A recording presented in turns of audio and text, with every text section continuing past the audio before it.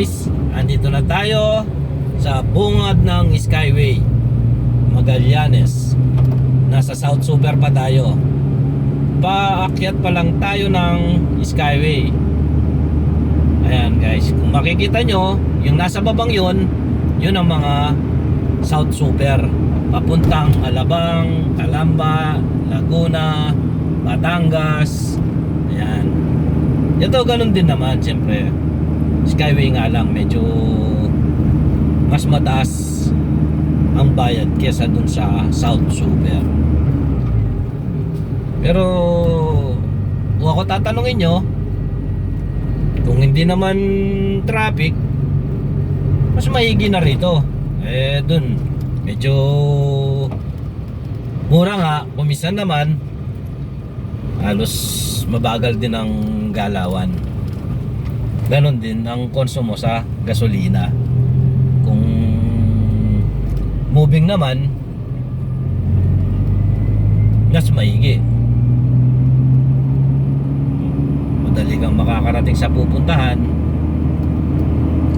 walang hassle.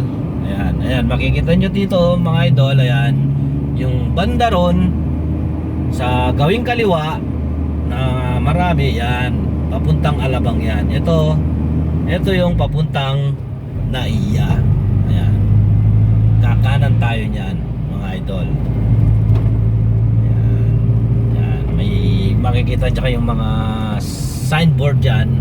Ayan, kung makikita nyo yung flyover doon sa unahan yan, yan yung galing ng Alabang papasok ng Naiya, papuntang Naiya or Entertainment City, or papuntang Cavite, papuntang Sukat. Ayan mga ito. Ayan, nandito na tayo. Ayan, makikita nyo yung mga sa kabilang linya. Yan yung mga galing ng Naiya or Cavite. Ayan. Ito, kagandahan dito ngayon mga idol, moving siya. Moving yung time na to. Pero madalas halos puno-puno rin itong Skyway kasi yung mga tao gusto nilang dinadaanan to gawa ng walang hassle. Maayos yung kalsada at dito walang number coding. Pag kayo ay number coding, bawal sa EDSA o sa mga public road dito. Pag umakyat na kayo rito sa Skyway, wala nang number coding dito mga idol, mga lods. Safe na kayo rito hanggang makarating kayo ng Cavite. Yan, makarating kayo ng Alabang. Kasi ang color coding dito sa atin ay sa Metro Manila lang.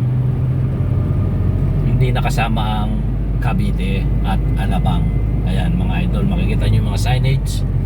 Cavite, Macapal Boulevard, Andrew Avenue, Domestic Road. Ayan mga idol. Dito, kaya medyo mabagal pa rito. Andito lahat, hindi pa nagkakahiwa-hiwalay. Ito yung tapat ng Terminal 3 Naiya mga idol. Nasa tapat na tayo ng Terminal 3 Naiya. Ayan, makita nyo yung Holiday Inn. Ayan. Pero at least kahit papano moving.